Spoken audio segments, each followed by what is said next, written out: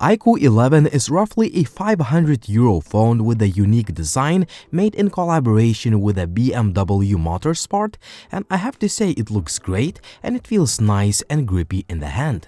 The backplate has a vegan leather finish, the Clou de Paris pattern and a nicely designed camera module make the phone stand out from the crowd. If you are a BMW fan, you should definitely see this phone in person to appreciate its design. I'm not sure about the long-term durability of this vegan leather finish, but my phone still looks as new after a few weeks of using it. I like the metal frame, tactile buttons, and overall, the build quality is top-notch. The IQOO 11 is not all about the looks. The latest and greatest Snapdragon 8 Gen 2 coupled with 16GB of LPDDR5X RAM, my unit has 256GB of UFS 4.0 storage, and the vapor chamber liquid cooling system makes it one of the most powerful phones the money can buy. Keep in mind that the phone comes in different RAM and storage configurations in different markets, and pricing varies depending on the model you choose. Pair the IQOO 11 with a Vivo's V2 chip and 144Hz refresh rate display, all the 3D games just fly on this device and the visuals look stunning, and the phone does not have any overheating issues. The 6.78-inch E6 AMOLED flat display is pretty amazing. It has 2K resolution, HDR10+, and 1800 nits of peak brightness, so outdoor visibility is not a problem even on the sunniest days. The panel also uses the latest LTPO4 technology for better efficiency and lower power consumption. Not only games, but any content on the screen looks great. It's an excellent panel overall. The phone has a 5000 mAh battery and it's been performing great. I could easily get 1.5 days out of it, even on the highest resolution display setting that you can manually adjust. Charging is ridiculously fast thanks to the supplied 120 watts charger that fully charges the battery in just 22 minutes. Other key features include a very good quality dual speaker system, dual SIM card slot, and a fast and accurate fingerprint reader. When it comes to software, the phone runs on the FunTouch OS 13 that is based on Android 13. The device feels very fast and smooth all the time, and there are plenty of features and customization options.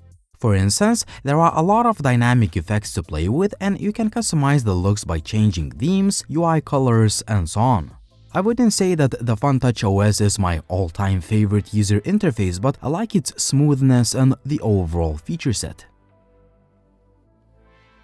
When it comes to optics, we have a triple camera setup that consists of a 50-megapixel shooter at the core, a 13-megapixel telephoto and portrait camera with 2x optical zoom, and an 8-megapixel ultra-wide-angle camera. On the front, there is a 16-megapixel shooter. Keep in mind that I took all of the photos on a dark and cloudy winter day, so the lighting conditions were far from perfect. The images taken with a wide-angle camera are just mediocre, but the main shooter can take some really nice-looking photos with plenty of detail, accurate color reproduction, and good dynamic range. I suggest you use a dedicated 50-megapixels mode for the best possible quality, and you'll have a lot of megapixels to play with if you want to crop images in post. 2x zoom shots look pretty good overall.